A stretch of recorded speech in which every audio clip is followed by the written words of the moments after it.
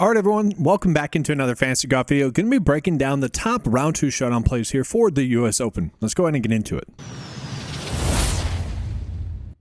And yes, it is only going to be the showdown plays. We are going to kind of recap round 1 as well, but I'm doing this video, still pretty late in the day. That's kind of the issue with fantasy golf content. The round by round content is we're not getting any props data just yet. Most of the betting data isn't available just yet, as well as I'm recording this video.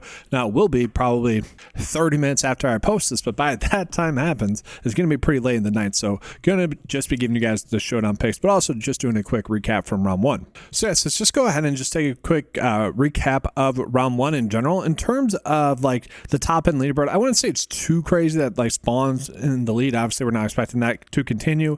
Sun Jam has been someone that's been hit or miss this whole season. Kind of expect him to have a poor round. One player that I think is very interesting is Siwoo Kim here. Siwoo Kim was someone that did rank out pretty well in the 9 to 5 model, and more so just in the 9 to 5 data tag as well. Siwoo Kim -2 at low ownership. That's very nice. Brooks Koepka is definitely interesting as well. Low owned for good reasons. I don't want to say he got lucky, but if you saw his eagle, he might end up making a bogey on his eagle putt. I mean, that thing was humming. Okay, so he was able to parlay that into a very nice round, which is kind of a classic Brooks Koepka type thing. Like, he is someone that will have these tournaments that are kind of defined by an early break, and -2 from him. I mean, that's spectacular. Really not expected from him. Do expect him to fall off, but interesting there. Really, in terms of like the top end players, in terms of players that were expected to play well, there's only one on top of the leaderboard right now, and that's Jon Rahm, right? He was high owned. He's only -1, which I shouldn't say only -1. You expect some of those other players to come back down and regress back to the mean. So definitely interesting there. And then arguably a better player than him right now, and I'm saying that with a little bit tongue in cheek there, Ben Griffin also -1. He ended up being kind of chalky there as well. But what I'm very interested about is let's just see how the chalk's doing, right? So Bryson and Scotty, okay, both potentially they're definitely on miscut watch for sure, right? And this is a tournament where one unlucky ball in the rough, which I know people are going to say, well, if you find the fairway, you don't have to worry about hitting the rough. You see some of these shots where it's just like the difference between like how the ball lays in the rough on certain spots where it's like overly penalizing. I don't know. It's just weird to me. Yeah, I don't want to complain about the thick rough, but there's a couple of shots today where I'm like, that was not necessarily the golfer's fault. It's just that's the rough. And I get, again, you hit the fairways, you hit the greens, and that doesn't happen, right?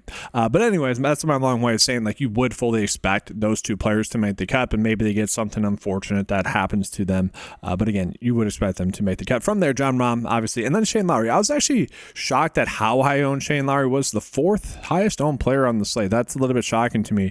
Sepp Straka, some of that, more of a GPP only play. Really good stat fit, Sepp Straka. Also pretty chalky as well. Corey Connors there. And then Joaquin Niemann. So Joaquin Niemann's definitely a cut sweat. He was someone that as the week progressed, I started to get a little bit weary about. If you look at some of his specialist data points, he's like 52nd in the field, which if you compare that against like every other player around his price tag, that was by far the worst. And so, we are seeing the course characteristics where he does not excel in, maybe play a little bit more right now.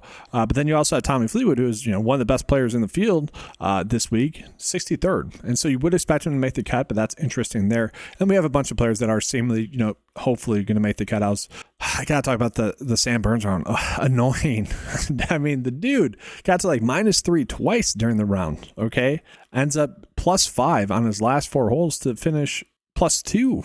After being -3, it seemed like, all right, Sam Burns week, one of the best plays on paper this week, one of the easiest clicks as well. We're going to be sweat free with this. No, now he's +2, a little bit worried about that. Obviously not the best momentum. You hope he figures it out. But that'll be interesting to see. Lots of little cut sweats going on right now. Overall, if the cut were today, be looking like a great week. But we'll see how things go. Obviously, round 2 going to be a lot of cut sweats. But now let's go ahead and get into those showdown picks. And so we're just going to go ahead here and again select round 2. What I want to take a peek at is the regression stats. All right, so who is most likely to play better? Who's most likely to play worse? So Sepp Straka, Shane Lowry, Patrick Cantlay, 3 golfers that are expected to play much better than they did in round 1. In round 2, Justin Thomas, I don't know, like this is just not the style, of course, that suits his game. I don't really necessarily expect that. Same thing with like Niemann. I don't know if I necessarily agree with that too much with him. let's see here. Let's flip around then. And which golfers are expected to play worse? I would say none of these players here would shock anyone. It's not even really worth mentioning. All the players on the top end of the leaderboard-ish that weren't expected to play well, basically, yeah, no doubt they're going to regress back statistically. Let's just go ahead and then we'll take a quick peek at the top showdown plays here for round 2. And so Scotty, number 1, it is worth calling out. Let's just take a quick peek at the weather report. Okay, so the reason I wanted to look at this is like the rains. All right, so yeah, so here's what we have to worry about here. The thunderstorms that we could potentially get at 3 and 4 p.m. does worry me, just because that could take some players out of their groove. And if they have to start and stop, I never necessarily love to target that. Sometimes it benefits golfers to have to stop. You know, they can stop the bleeding if they're having a pull around. But a lot of the times it does end up like hurting the momentum of a golfer that was going pretty hot. And so I might favor more of the early tee times, slightly more, just because of that. And so when we see a player like Scotty Scheffler, who we know has that early tee time, I'm going to be much more inclined to get to him. Same thing with Colin Morikawa. I'm going to be much more inclined to get to him. Maybe, and again, I don't know about Neiman, but I would expect Rahm to continue to play well. It's tough to imagine against Seb Straka and Shane Lowry to continue to play as poorly as they did. You would expect those two golfers to bounce back. But again, I think we are probably favoring a little bit more of those tee times. But let's just take a quick peek here at some of the live strokes gained stats as well. Let's just take a quick peek at putting. So strokes gained putting, who's expected to putt better and worse now? We don't have any live golfers in here, just as an FYI.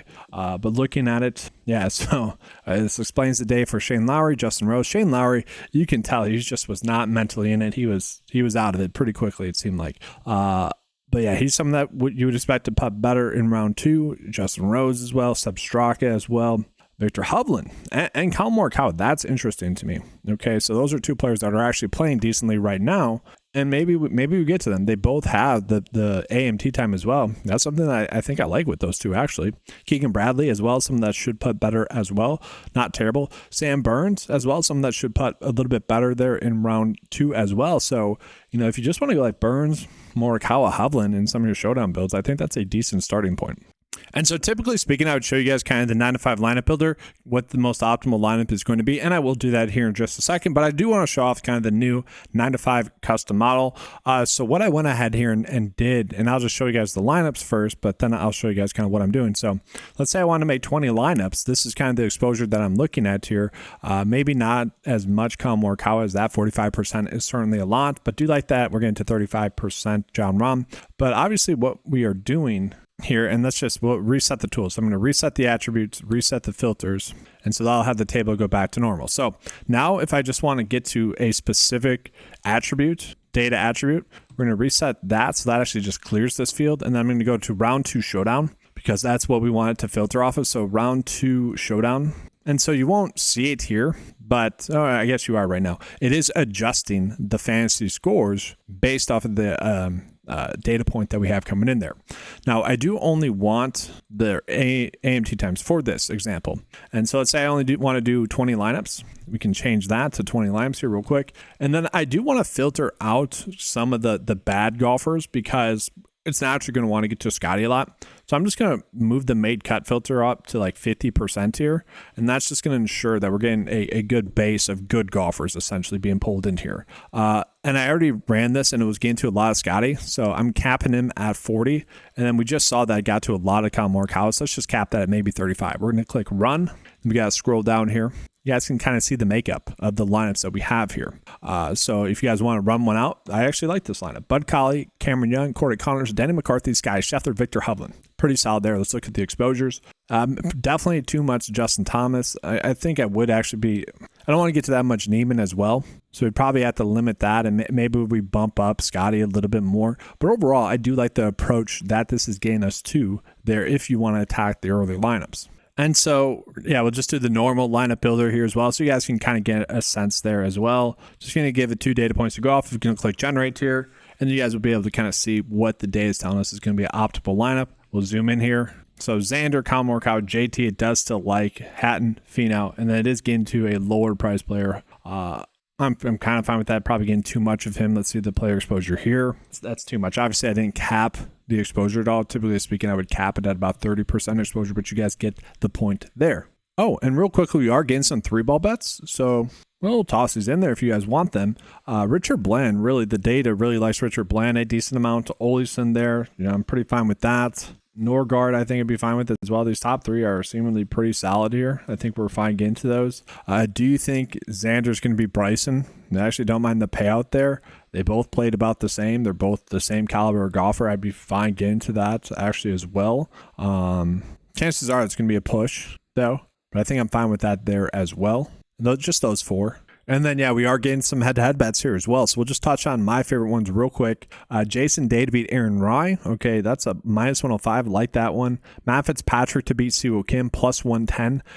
Probably just need to get to those two. Those are both on DraftKings. I think we're fine to get to both of those there as well. So, yeah, that's going to do it, guys. As always, if you guys want access to any of the tools that you saw in this video, make sure to head on over to 9to5sports.com. You guys can get access to all the tools available on the website for a low monthly cost of $10 a month. If you guys aren't interested in sign up, you can also just leave a like on the video. That does about a bunch. Subscribe to the channel if you guys have not done so before. Wish I could give you guys the props content, but again, it's just not available as I'm recording this video. Thanks for watching. Good luck. And as always, let's keep cashing.